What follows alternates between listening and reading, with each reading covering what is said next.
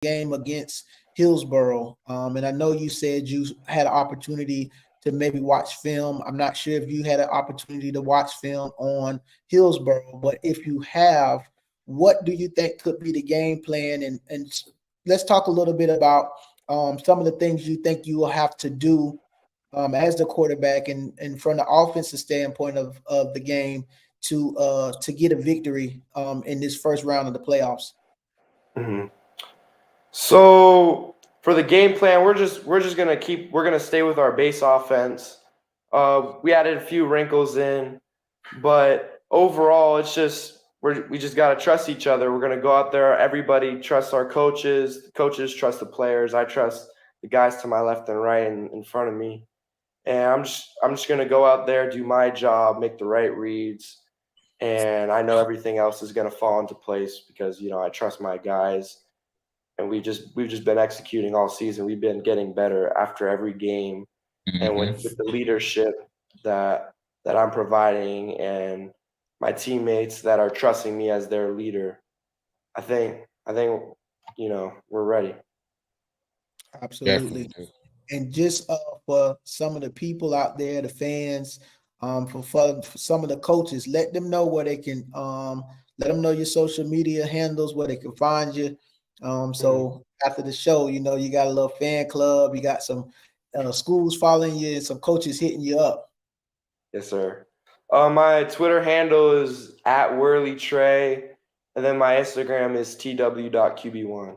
So That's thank you. what's up. That's what's up. Yes, So, sir. coaches, you hear this young man, a bright young man, as you can see, speaks really well, really intelligent, and also the leader of his team as the quarterback. So, if you guys out there, coaches from around the country, is looking for a great leader, a great pocket quarterback who can also run and throw on the run, shows all the athletic ability and mobility, accuracy, everything that you want in a quarterback. That's Mr. Trey Whirley, and you see his Twitter handle right there in case you want to get in touch with him, man. So definitely appreciate having you on, man.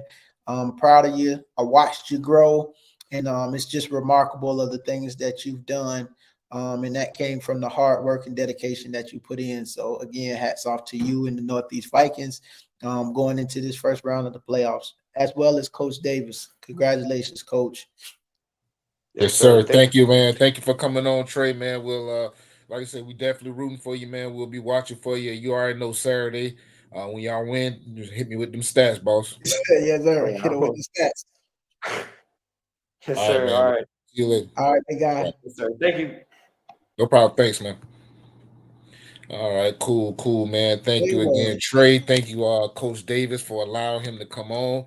I know he definitely wanted to get your stamp of approval for that. So we thank you. Shout out to Coach Davis' wife, Miss Davis. She inboxes me that info, man, as soon as the game is over. Thank her for that. Once again, coaches, make sure you holler at Trey.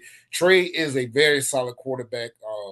As the season came on, we already knew about it, but as the season come on, he became more familiar with this team, which we know this was his first year.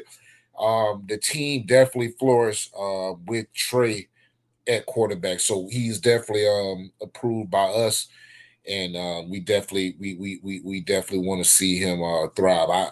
I think he would definitely thrive in an Ivy League setting or any setting that he could get the proper coaching in. I think that he's that solid of a quarterback. So yeah, we you know got what's Andy coming. Go ahead. No, I was just gonna add this real quick. It's crazy. Like some people will make the argument, like, man, whether it's transferring or going, and they'll say, hey, kid couldn't play here, couldn't play here. But he made a business decision and he put himself in a position to be successful, and looking from where he left, coming from Clearwater and coming over to Northeast, it was the perfect example of what happens when a player goes to the right system and he's in the right place at the right time. Threw for over 1,000, maybe 1,500 yards and over, maybe 15, 16 touchdowns. And had he stayed where he was, maybe that hadn't have happened and he wouldn't be in the situation that he's in now. So players, again, if you see an opportunity to where the grass can be watered and be greener on the other side, by all means, shoot your shot.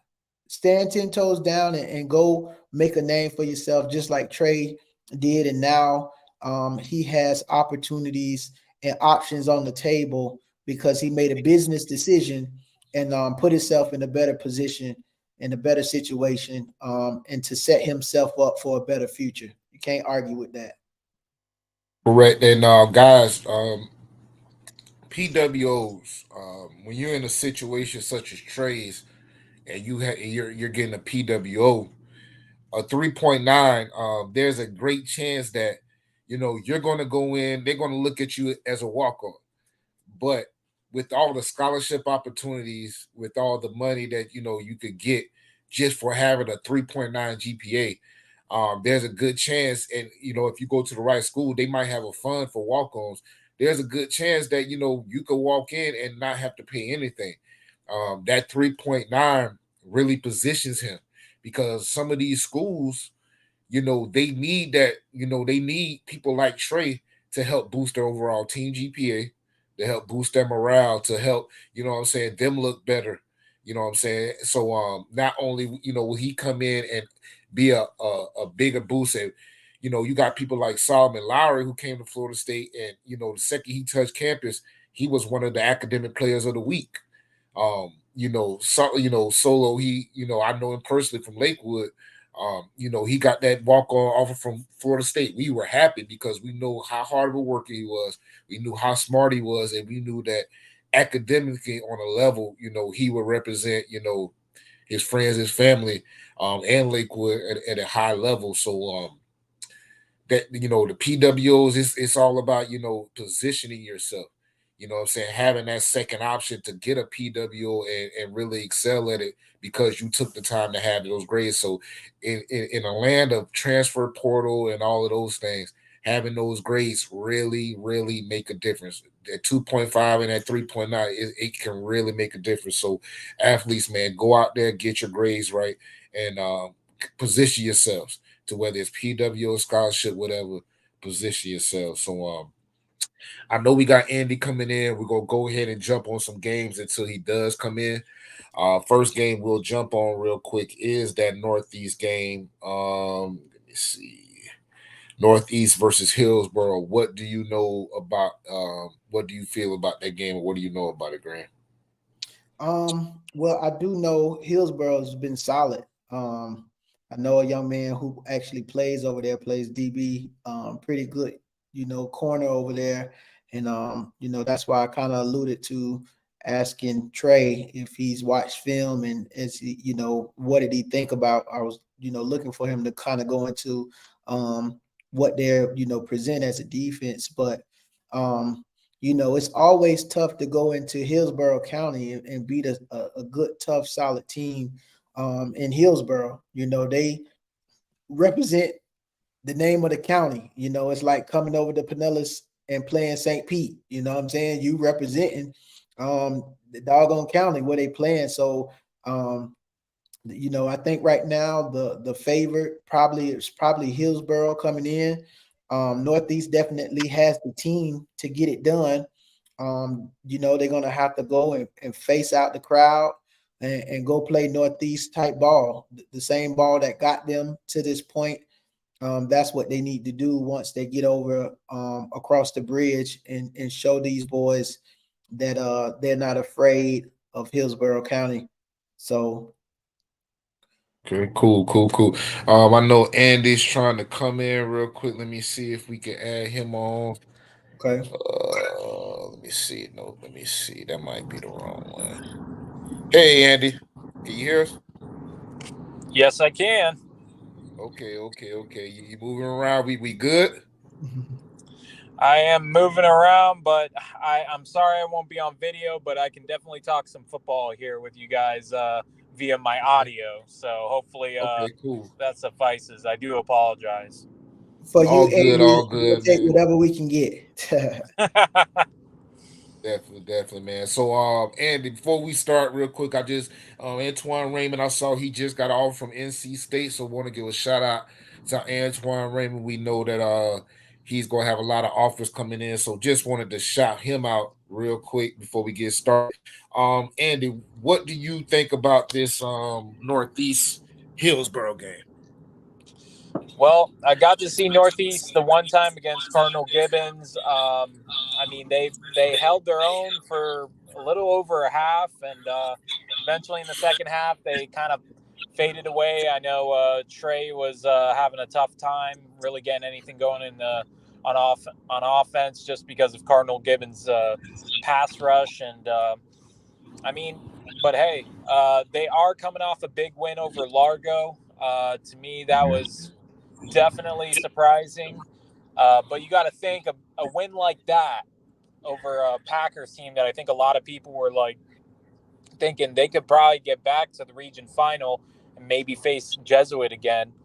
You got to like the momentum at Northeast back right now going in this Hillsborough game. And I mean, any Earl Garcia coach team in any year, I mean, guy's been doing it seemingly forever at Hillsborough, and he's always got a good team, right? The Terriers are always good in some shape, form, or fashion, and this year's no different. I mean, you gotta like.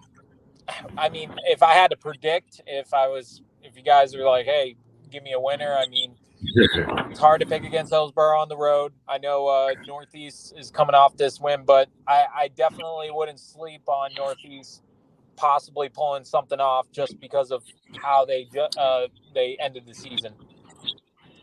Okay. And so the thing with me, the thing about Hillsborough, and this is the thing that I'm seeing as I'm looking into these teams. They beat one team over 500, which is Gaither. Beat another team, Plant City. They're at 500. The rest of the teams really weren't good as far as record, but you could be tricked by these Tampa teams' records. You know what I'm saying? You can be fooled because some of these teams, man, they showing up from what I've seen, man. I mean, we could say that about a few different teams, but I don't want to let it fool you. They got this kid Gibson on offense, receiving, running. He's gonna give you a good 100, 110 yards a game, a good mix. A young quarterback. So that he's young, but he I can say this, he's probably, I mean, size-wise, he's 6'4", 215. So size, he definitely has it. Not a big runner, but he could definitely pass. So I mean, they have the players. And like you say, this is a hard thing. It's hard to really gauge Tampa when you haven't seen them, but you know that they're playing good teams week in, week out. They're playing good competition. So yeah, this is gonna be a tougher for Northeast. I think with Northeast, they tend to slow down a little bit at the end.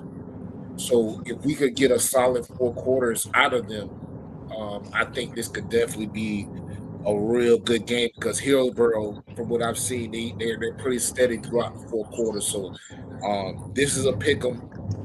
But Northeast, I mean, with the way they've been playing lately, I think they've really found themselves. So, I think this could be a really, really close game. It could come down into the 4 quarter like it did against Largo last week. So I'm not going to predict this one, but of course I'm hoping Northeast wins. But we are playing a tough Tampa team, so that's a big factor. So the next game we have up is P Park versus Jesuit. Ooh, this is a big game. Me personally, I can't count P Park out. Jesuit, I mean, they got Suarez, who he reminds me of Avion Mack, and the way he came on this year, because this is last year, 200-yard receiving, then this year almost 1,000.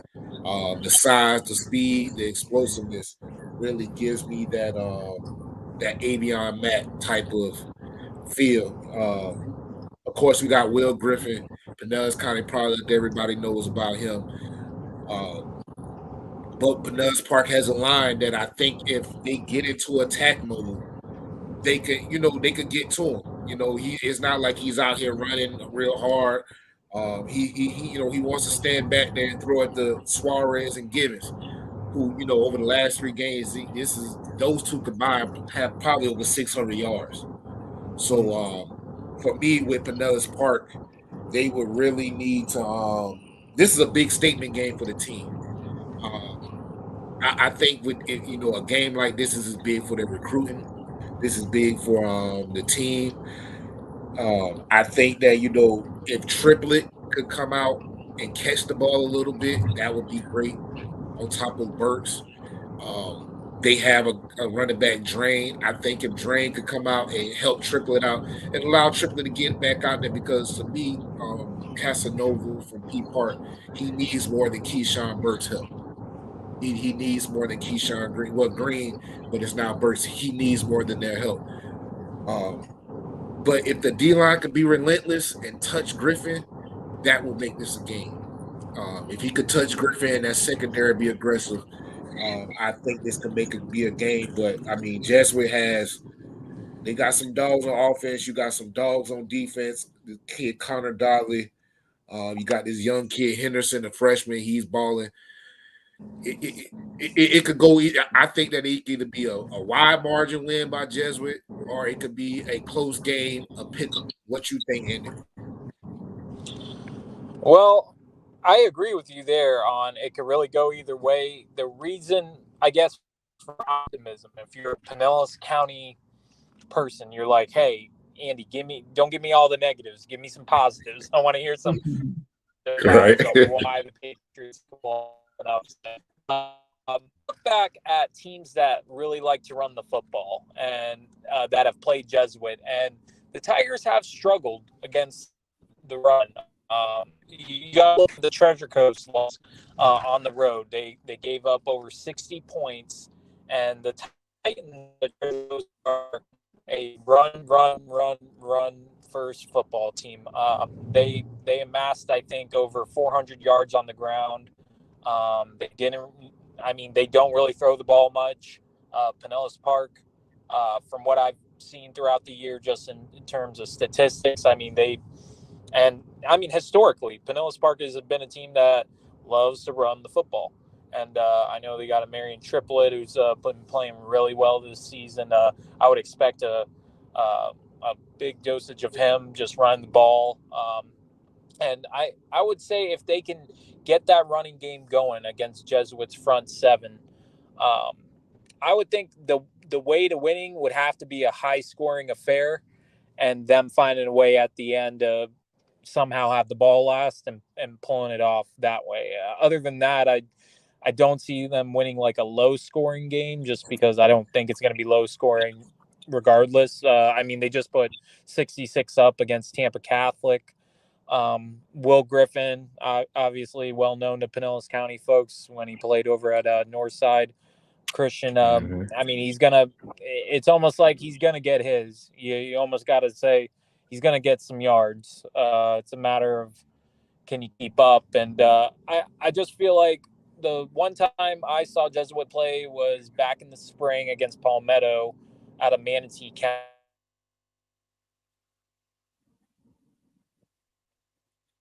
Oh, I done lost him.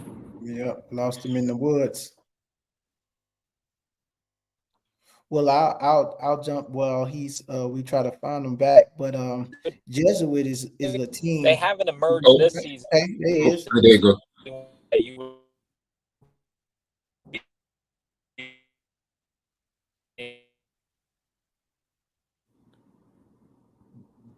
There he was. There he was. All right, Andy. While you driving, we're gonna go ahead and let Green go real quick. Go ahead, Green.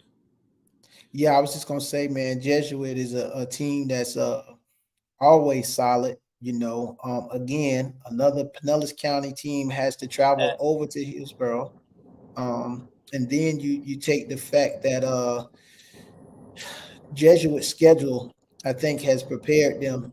They've played some tough teams, and I think that Jesuit, with the quarterback of Will Griffin and the playmakers that they have, it's going to definitely be a test for Pinellas Park.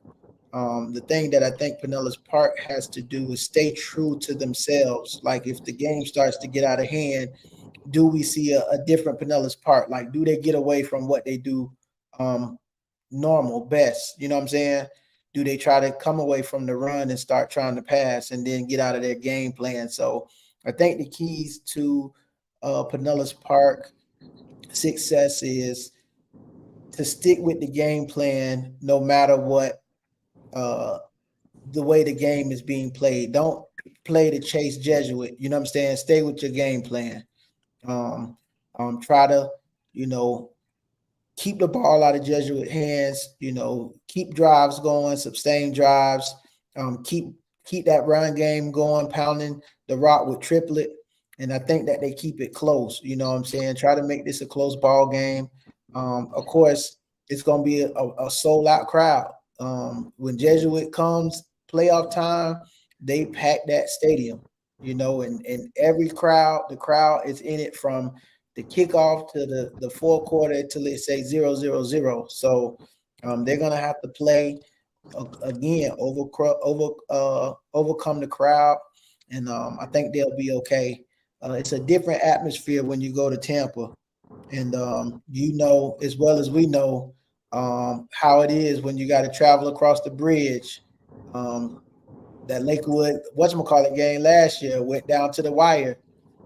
We both was there to witness that, the Tampa Catholic Lakewood game, and it's just a different atmosphere when you go over there. So if you can play and handle that crowd, stick to what got you there, and don't deviate from trying to chase.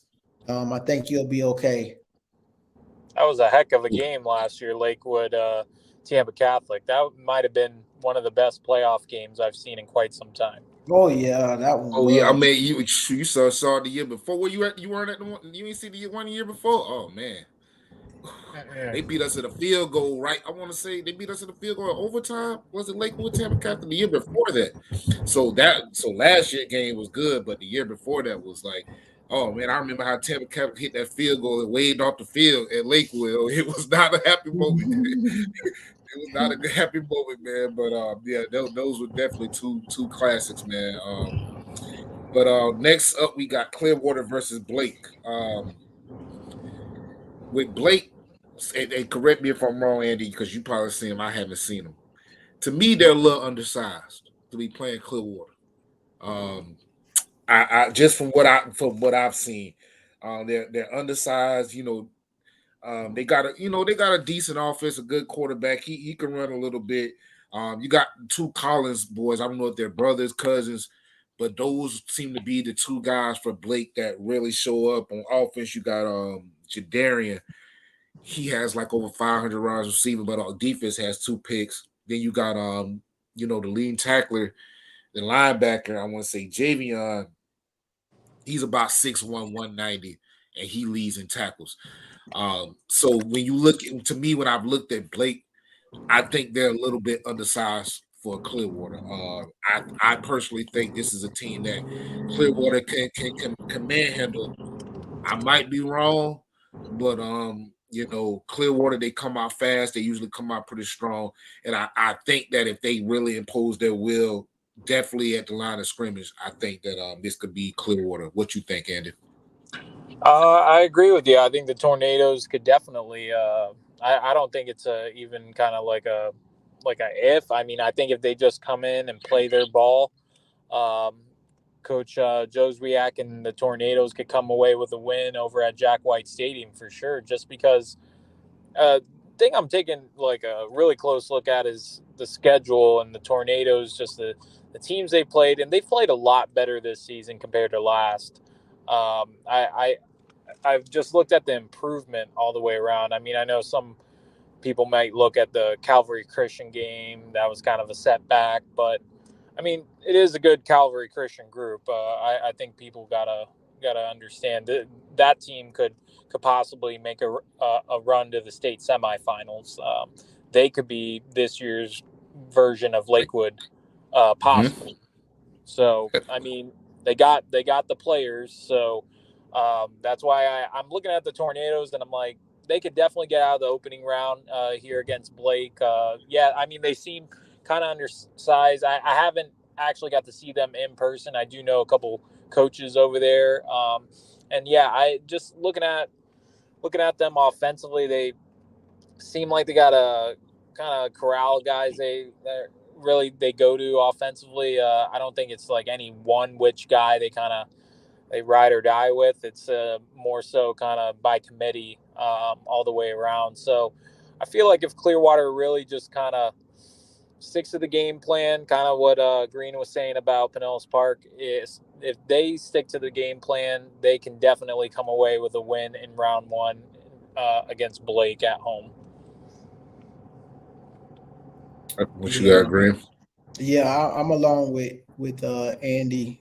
Just from the standpoint of these teams know themselves. And when you start doing things that's uncharacteristic, you start to lose your identity.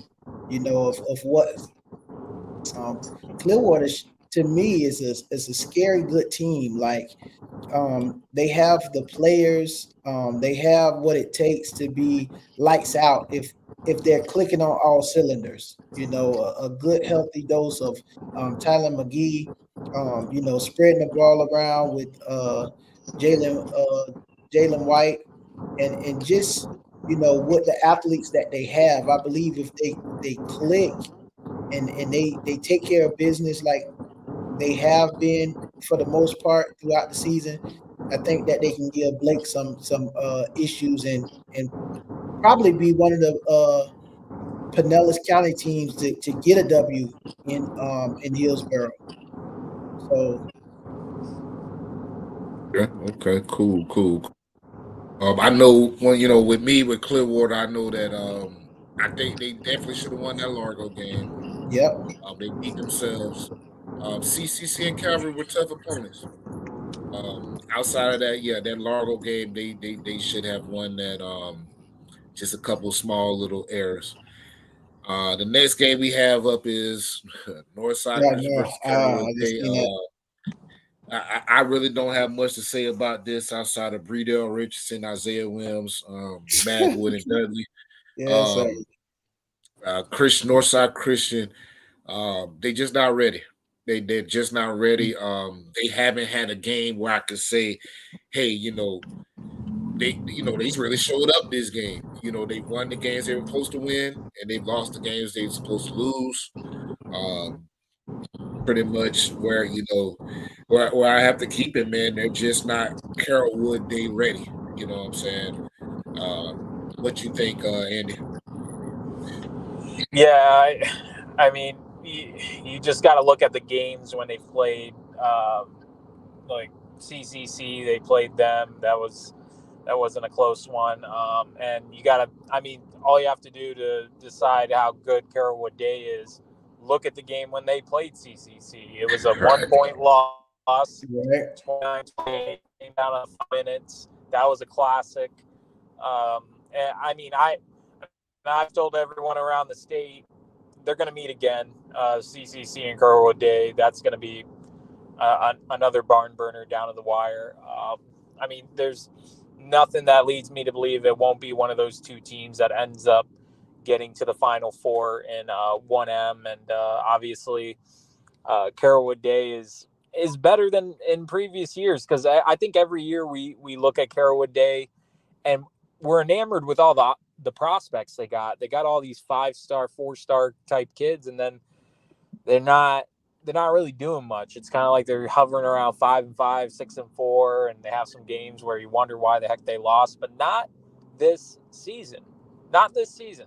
They got the loss to CCC, and that's it. I mean, they really nothing else.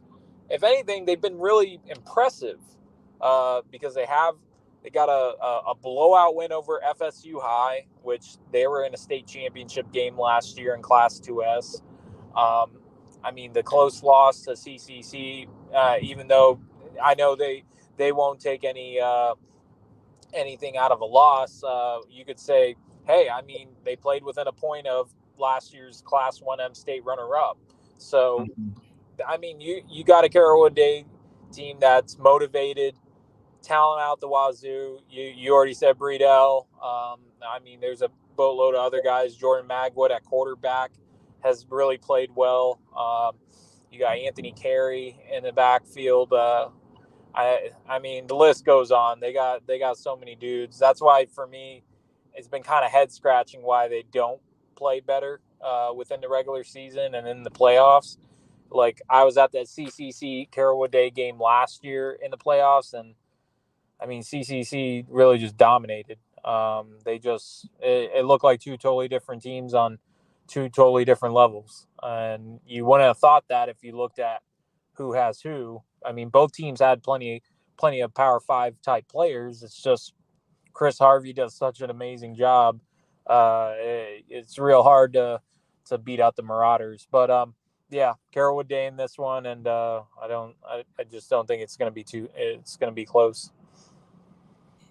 Yeah, like y'all guys say, not much to say. Carrollwood Day should have beat CCC.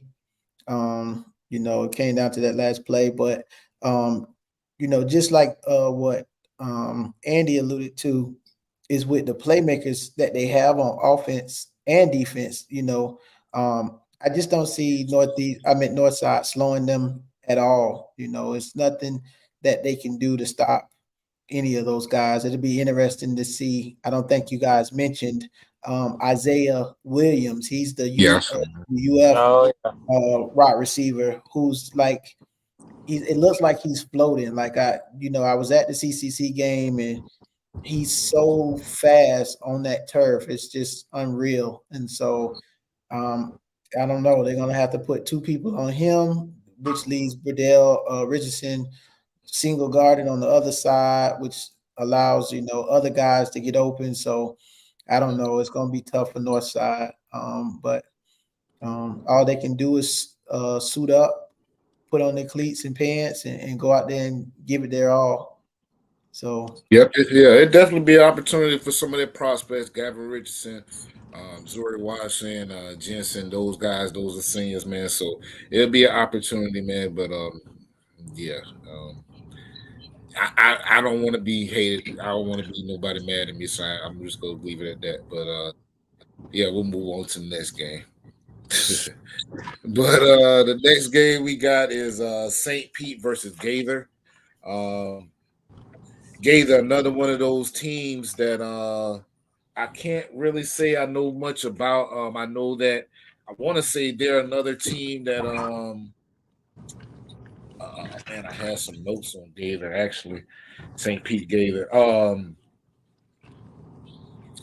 Well,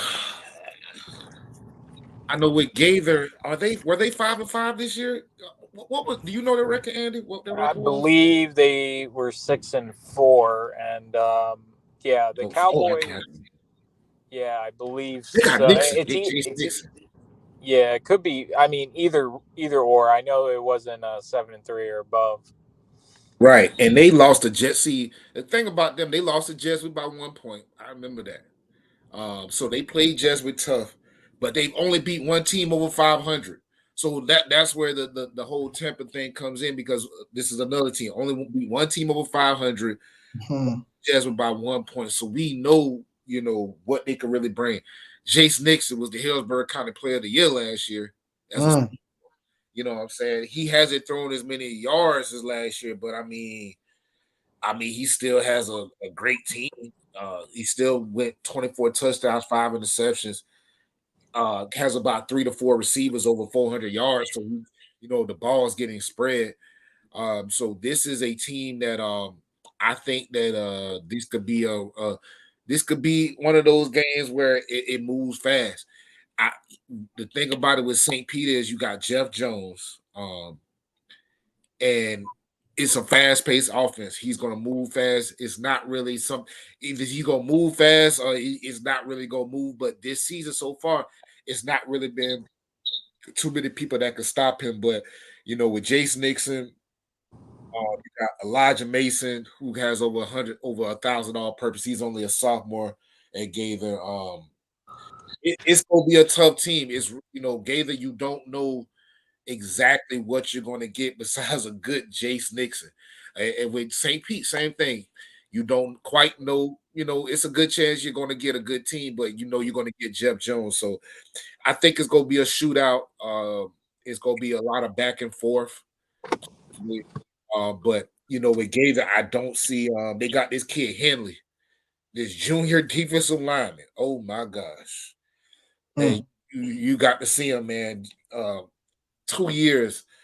I mean, he's a junior. He probably over 37 sacks in 3 years. Wow. 37 sacks in 3 years. He's already knocked down his top 6, which is like USF, Louisville, Kentucky, a couple other good teams, Western Kentucky.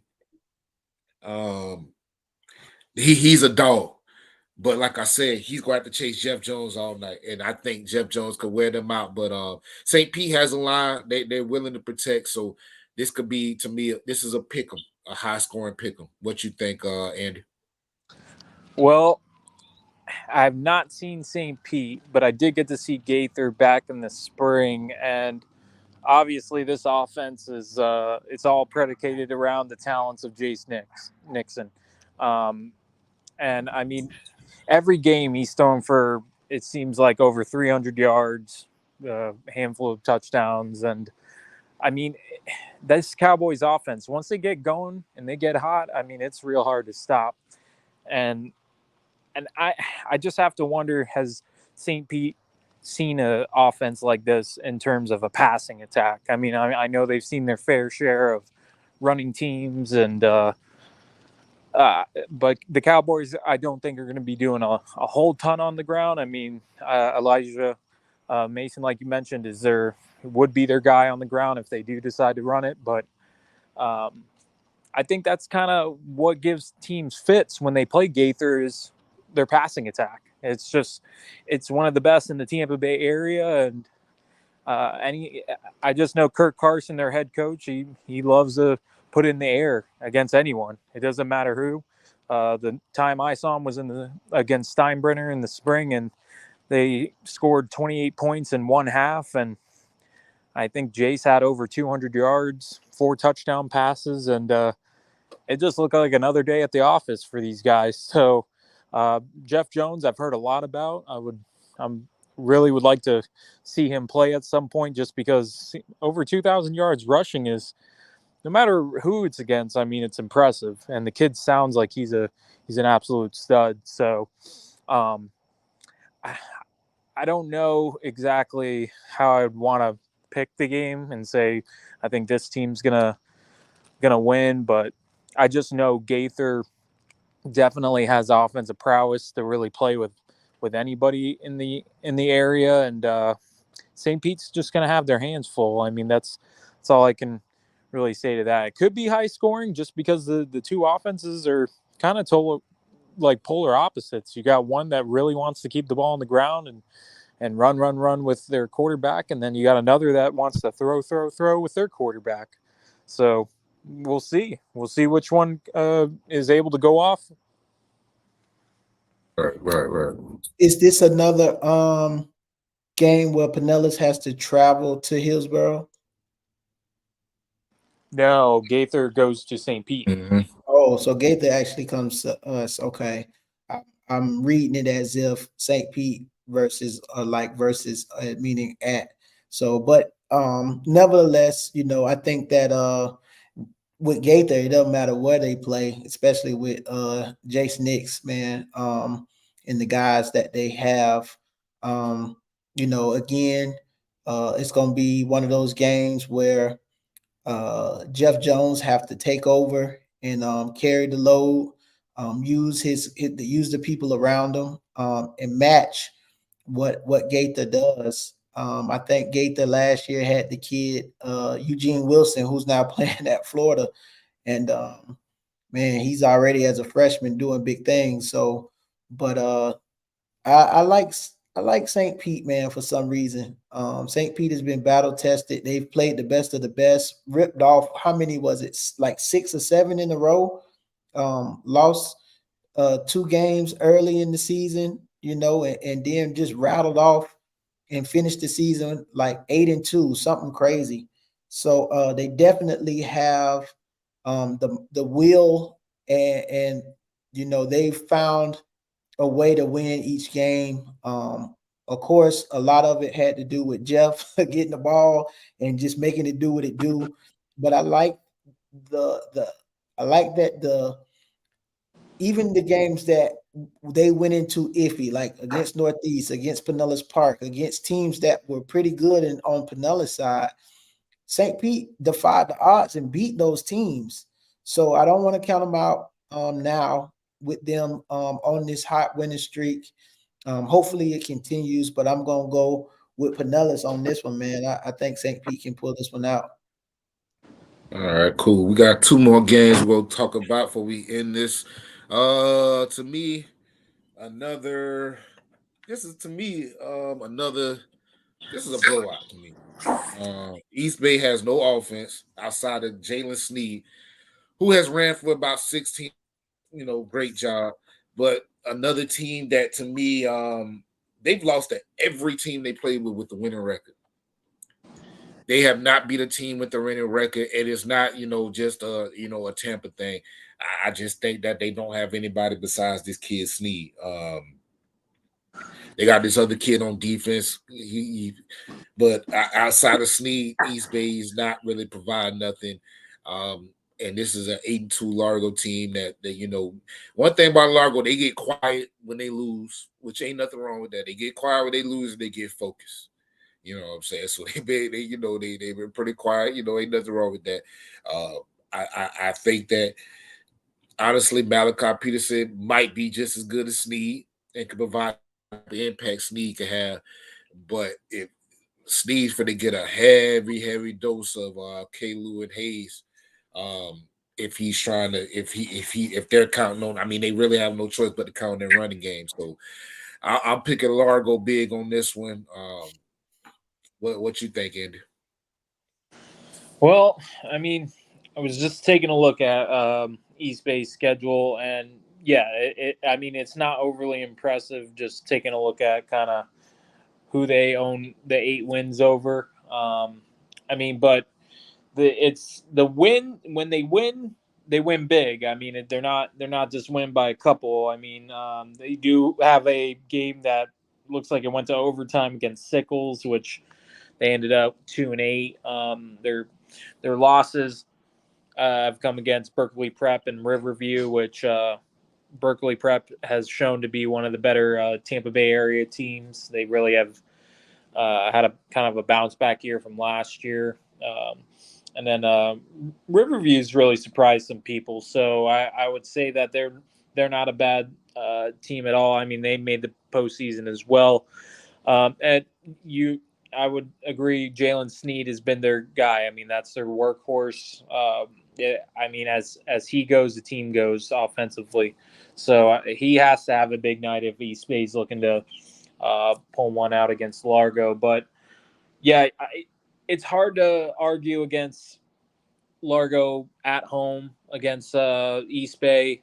Just a team that, I mean, they're coming off this loss against Northeast. I gotta imagine they know this is kind of the backs against the wall, win or go home type deal. And I mean, you gotta want to bounce back and try to get back to playing Packers football, and you want to make a run to the region final. You want to get yourself into that game against possibly Jesuit again and see what happens, because obviously last year that was like a defensive battle, and I mean, it could happen again for Largo. It's you go back to history. If anyone knows anything about Tampa Bay area football, you think about Largo over the years. They've been a team that makes these deep runs, and it's an annual thing. So, I mean, who to say exactly will win? I would go with Largo. I don't know.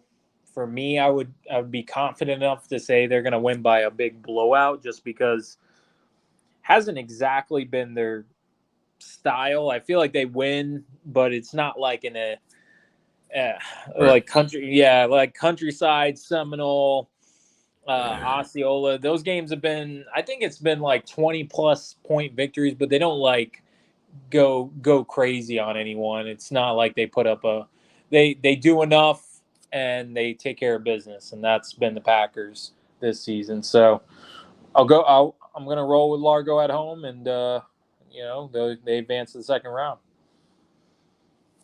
Yeah, I like Largo as well. Just the firepower that they have on the defensive side of the ball, I think carries them over with, focus going in and stopping the running back and, making them get out of that element. I think that's what Largo does. So I like Largo at home against East Bay.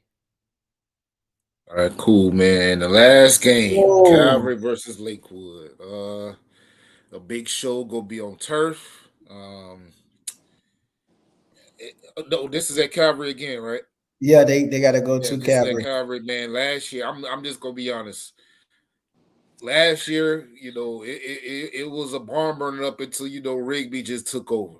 Of course, we have no Rigby, but what I saw, the speed of Austin Ho and Josh Robinson, man, them boys right there on turf, it's crazy. And then you see Callahan Blair, how big that guy is. And he's gonna be going up against my second team of Mark Holloway, who's a dog.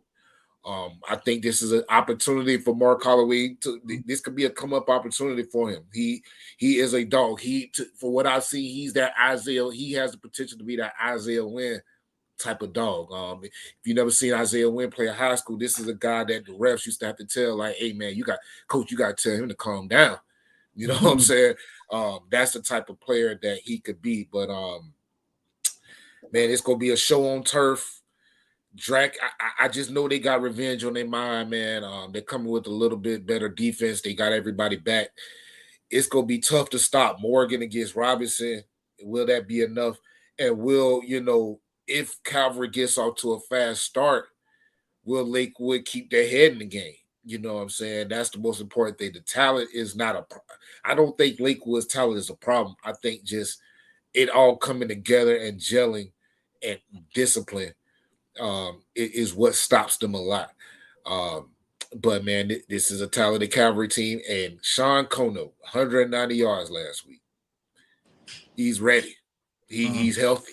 He's ready again. You know what I'm saying? And we saw a healthy dose of him last year. So I think that last week really showed that he's healthy again, and he's ready to run that rock, man. I love Lakewood because I'm from the South, but I'm riding with Calvary on this one. It's their time. What you think, Andy? It is their time. I don't even. For me, this is an easier one to pick than the previous game, East Bay Largo. This one to me is like pretty clear cut, and I know what Lakewood's done throughout the year, playing every Miami team that would pick up the phone and say we'll play you. I mean, Miami Palmetto, Homestead, Edison, Southridge, Chaminade. But the thing is, those games, you go 2-8, and I mean, you're outscored 97-16 in your last two. I mean, you only got the couple wins. I know the Edison win was a nice one, but that seems so long ago that even happened, just because of how the last 5 games have gone for them. You go 1-4 down the stretch, just the one win over Gibbs, and that's a 1-8 team. And the history behind Lakewood and everything else, trust me, it's all enticing and makes me want to just think of what they did the year before. But there is no Anthony Calandria around, but there is a Jacob Drackett, and the Air Force commit is he's playing really good football. I mean, how could you like you said, these kids they got revenge on their minds, and 63-42 is probably a score that has replayed in their minds all week long. And they'd probably like to put 63 on Lakewood if they can. I don't think Lakewood will let that happen. But this Calvary team is very talented. The kids you just named, I mean, Jacob Drackett, Sean Kuno, Austin Ho, Robinson. I mean, they got a lot of talent on that offense. And to me, I've told people this team could be the dark horse to get to states, to get to that Final Four round, and see what happens. Reggie Kroom's been doing a really good job. I got to see them I think it was like in right before the season started on that hot turf off Drew Street. It was a practice where I felt like my shoes were melting on the turf. I had to leave. I had to leave after like 30 minutes. I was like, "Oh my god, you guys have fun. I'm out of here." But I got Calvary. And I just don't think it's going to be that close. Yeah, me either. Like you said, man, from the South, but I had an opportunity to watch enough of Lakewood this year to just see that they just aren't there yet from the standpoint of a big talent drop off, and then I think the biggest differential will be the line of scrimmage. Lakewood is really small up front on both sides of the ball, athletic but small up front, and the athletic part can only take you so far when you got big guys that's going to lean on you in the third and fourth quarter and wear you down. And that's a recipe for disaster because when the run's working, the pass is working because now the safeties in secondary wants to shoot up to kind of stop the run, which leaves play action wide open. Bust assignments when you got gaping holes after hole because the run game is working, and then that allows for, like I said, linebackers and safeties and secondaries to get sucked up. And like with Reggie Kroom, he's real meticulous and methodical in the way he calls games. And then I'm not sure if they still have Drew Phillips over there that's in the box that does a heck of a job as far as calling and putting guys in the right position to be successful, exploits mismatches, and they kind of run like a hurry up offense, which can tire out a defense, not physically, both physically and mentally. So now you're thinking on the field instead of reacting, and normally guys get out of position, which results to guys running wide open for touchdowns. So that's what I see happening in this game.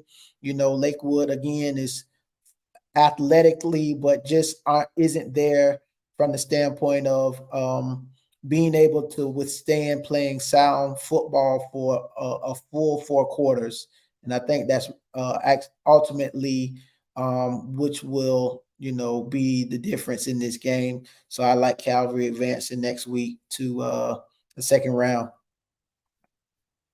Cool, man. I forgot we got one more game. I don't want to leave these boys out. We got Palm Harbor versus Durant. Oh yeah, sure do.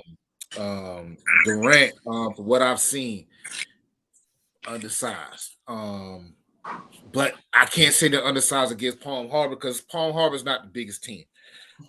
Durant has a quarterback, Michael Ryan, sophomore, threw for about 1,700, but he's only about 5'10", 160. You got Emmanuel Lee, first year running back, ran pretty good, he averaged about 100 per game. I don't think he played all 10 games. He was a star on defense last year, so of course he moved to running back out of necessity. And then on defense, you got this kid, he's 5'10", 180. He's their lead tackler. So I don't think that Durant, but they're coming out of a tough area again. I want to say they were 8-2. They're a bit undersized, but this kid Michael Ryan, Will Seaver's not the biggest quarterback, you know what I'm saying? But Michael Ryan, him not being big, he has better stats. He threw for 1,655 last year, a little bit more this year, or maybe a little bit less. But as a sophomore, he threw for 1,655, so he can play that quarterback. Like I say, small guys. Palm Harbor's not the biggest. Oh man, this is tough because Palm Harbor has played. They showed up every week. To me, this is a pick 'em. I haven't seen Durant play, but both, I want to say 8-2, both not the biggest teams. It could be a tough game. Have you seen Durant play, Andy? I have not. I have spoken with their coach a little bit, and this is the game I'm actually going to be at on Friday night. I'm going to actually stay local, so I don't know. This Friday night, it may not have like a bunch of national power matchups throughout the state, but if anything else, this is one of those really good just high school football games that's going to be happening. And anytime you pair up 2-8-2 teams, you gotta like it. I mean, and like you said, I mean, Durant's got a good quarterback and Michael Ryan. Their schedule, I mean, they only got the couple losses to Plant City and Gaither, both teams that really like to throw the football, which we know Palm Harbor is not really a team that throws the ball all over the field. I mean, they really have been more so keeping the ball on the ground between Michael Bobard and Will Siebert. So I mean, those two guys, I think the problems that Palm Harbor could give Durant is, and one coach told me, formations. This team shows you a heck of a lot of looks. So you defensively have to be very sound in your align and assign. You got to be able to know when they're in one formation, we are aligning to this, but then when they line up in something else, how do we shift and align to that? And that's the thing the Hurricanes do a lot of, is just changing it up, keeping you on your heels. And if you're messing up with your assignments, they could catch you napping. So I think Palm Harbor at home is a team that, I mean, they're going to have a strong crowd on hand. I've been at Palm Harbor games in the past. Haven't been at a playoff game, but I gotta imagine these guys are gonna get everybody off of alternate 19, coming to the game and getting a good crowd. And sure, Durant will bring a nice crowd. It should be a nice, just high school football environment. And Right. It's such a toss up. I'm just gonna give the edge to Palm Harbor University and say that because the two teams, you look at their schedules and they look like they've been pretty evenly matched with all the teams they've played. Even Durant's couple losses, I would say you look at Palm Harbor's schedule, very similar. Their couple losses were kind of, up in there as well. So this should be a good game. Yeah, I'm going to ride with you guys on Palm Harbor. I think that they're going to have the home crowd. I think that they can keep the momentum throughout. Hopefully, the games that they've played prior to the big games like Tarpon Springs and those big matchups at home has prepared them for this first round of the playoffs. And it's sad that a team like Tarpon Springs didn't make the playoffs after the season that they had, being 9-1. I quite don't understand them not being in the class. I don't know, but not to deflect from Palm Harbor, I just think that Palm Harbor's clicking on all cylinders, and I think that they advance to the next round. So I'm liking Palm Harbor in this one. All right, cool. Final thoughts, man. Andy, before you go, your final thoughts about the playoffs. I talked about the Calvary seeding and how Berkeley Prep was number one. I know you spoke about there was another team not around here that was 8-2 that didn't make the playoffs. What are your thoughts on this FHSAA and where they're headed as far as this playoff thing? Oh man, such a loaded question. And obviously, I mean, I guess it just depends what your stance on changes when it comes to the playoffs, because it's like a couple years ago, and I'm somebody that is I was fine with the district champ and the runner-up deal.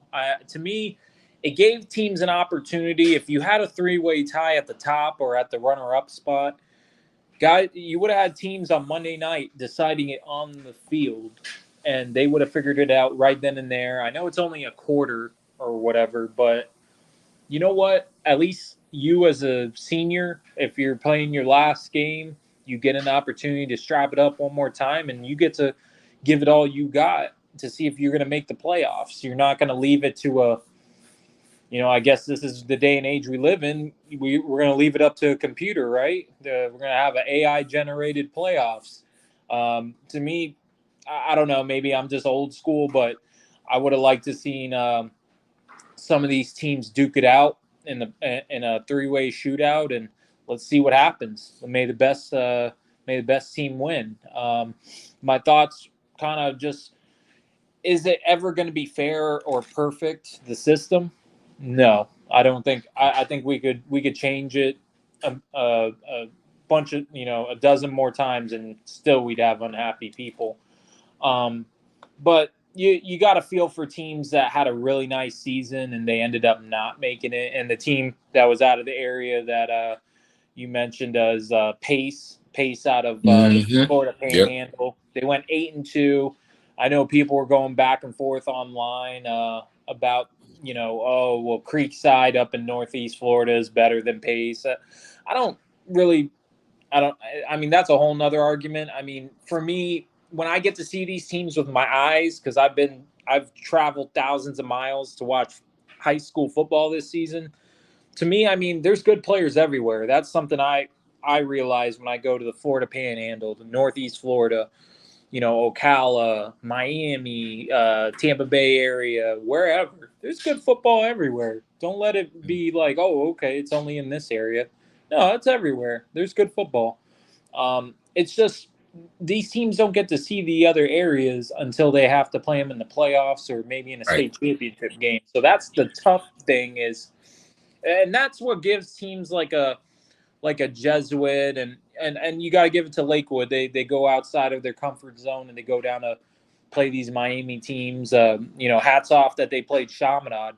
There's not a lot of people who would raise their hand and willingly play one of the top teams in the nation. So I mean, these are things that, are we ever going to have a perfect system? And I know they're talking about maybe having an elite bracket where 32 teams are all put it together. I mean, to me, who are those 32 teams, and how do you know that it can be the same 32 teams every year? Because that Mhm. changes.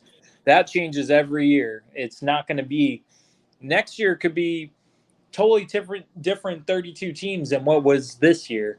So I don't know. I mean, to keep changing it every 2 years tells me there's a broken system, because why do you have to change it every 2 years? You should be able to put a system in place and keep it that way for a long time. And I just don't.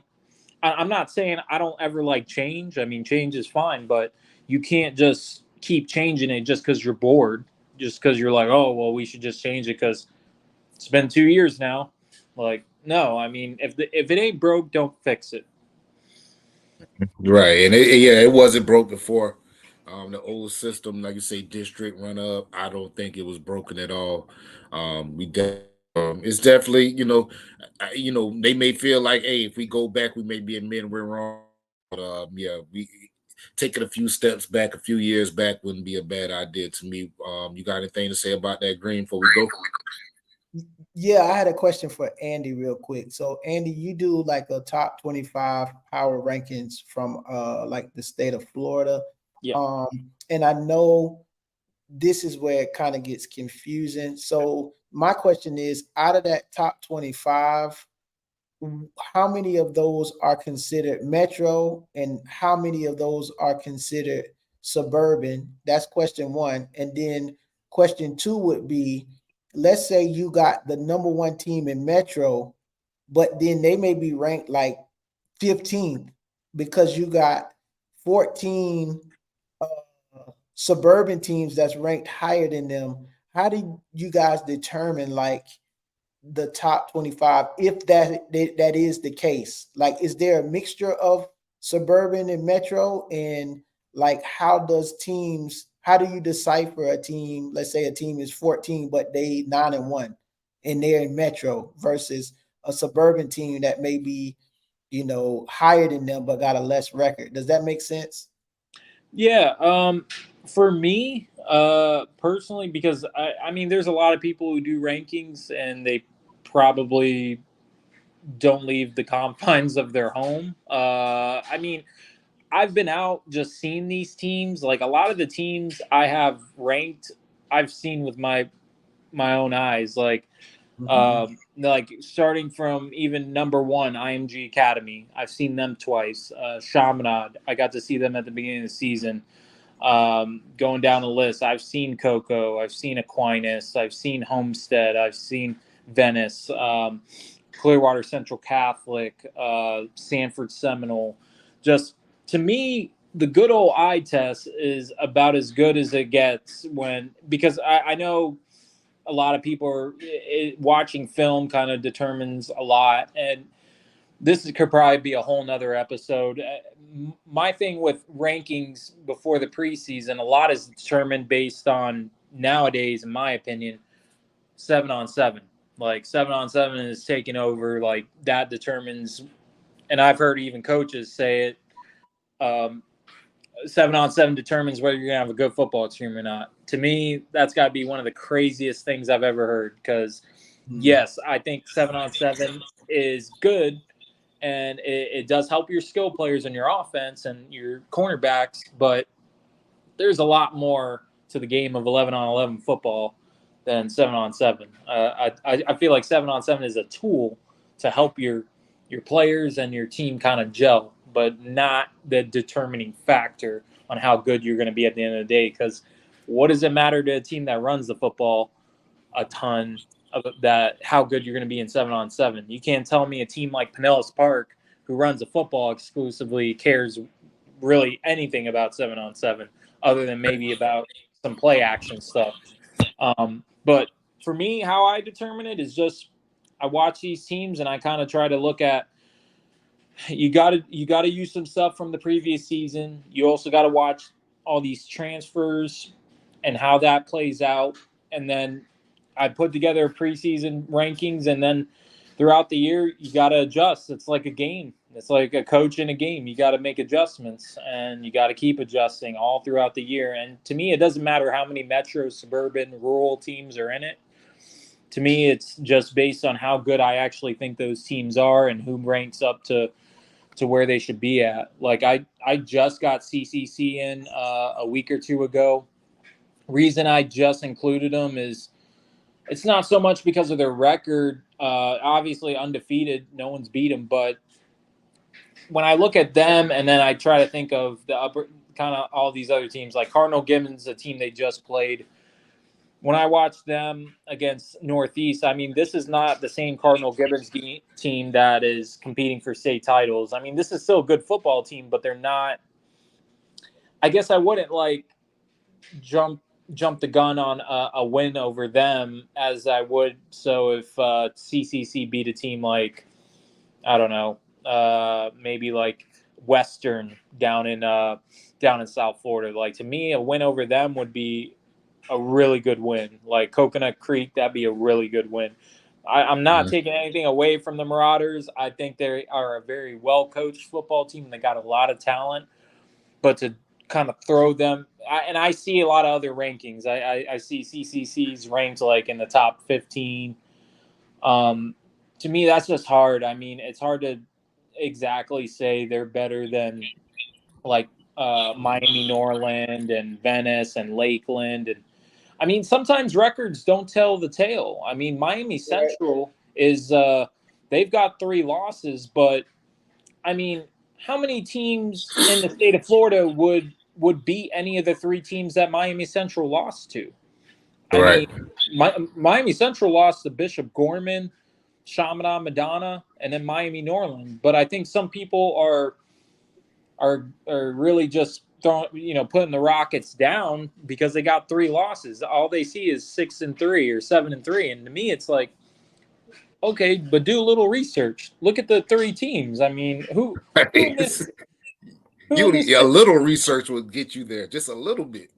Yeah, exactly. Like to me, and that's where you got to watch football. You got to know football. I mean, you could do all the analytics and all this stuff all you want, but at the end of the day, sometimes you really do need to see the teams, and when you see them, you're able to make a better conclusion of how good you think they actually are. Like to me, Chaminade, Madonna, and IMG Academy, that'd be a hell of a game. That would be that'd be bring your popcorn and everything, because Chaminade could play IMG and not just be in that game. I think they could win, and that's because their offense. I mean, I think you guys said maybe, I don't know if any of you guys were at that game when they played Lakewood, but I was there.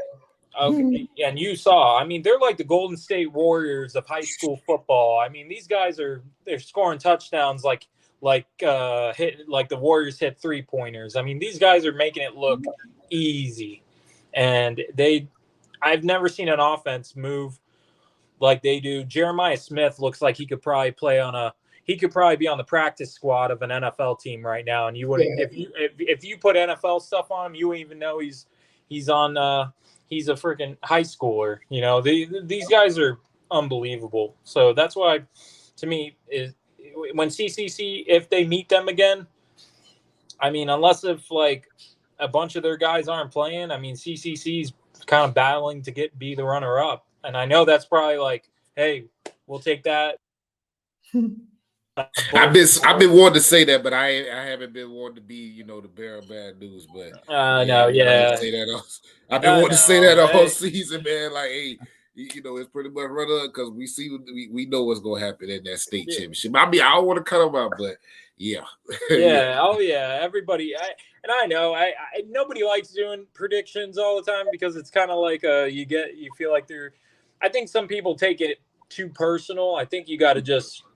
I'm only picking because I feel like that's who's going to win. Now, if you prove me wrong, I'll back up and say, hey, listen, I was totally wrong about that. But I don't think I'm going to be wrong about that. I think that's just when you see the teams, you get a really good idea of who you feel like Lakeland.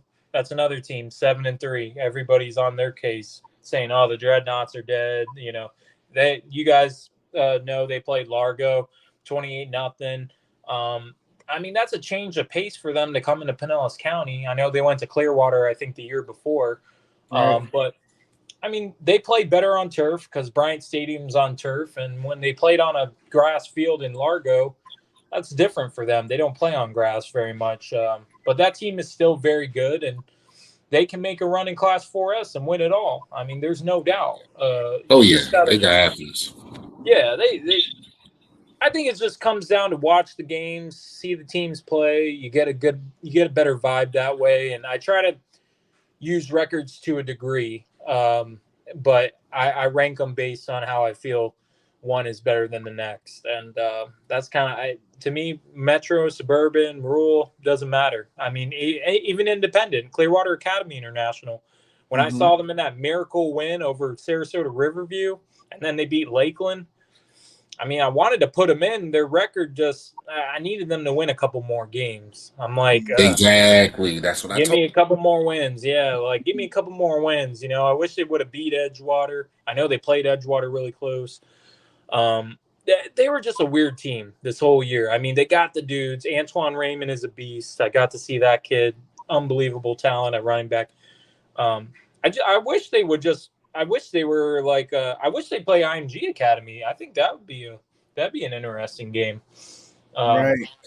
It is difficult. I'll say that. Just doing the rankings. If I didn't get out as much as I did, I don't think I could do it because I don't feel like I'm doing anybody any justice in doing rankings.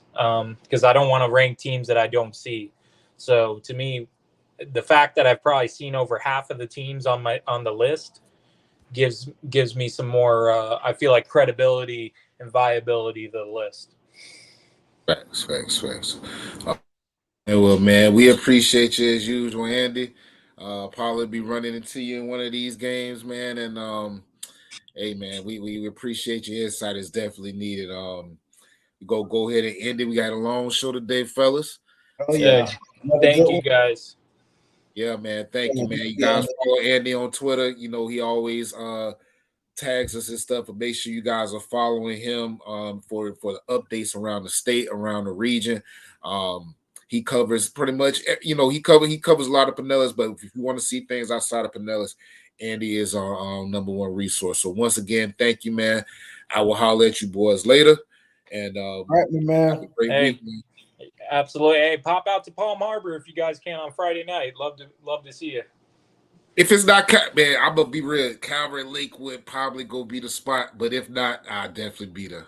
All right, sounds good. Hey, you guys have a good rest of the week. All right, thanks. Andy.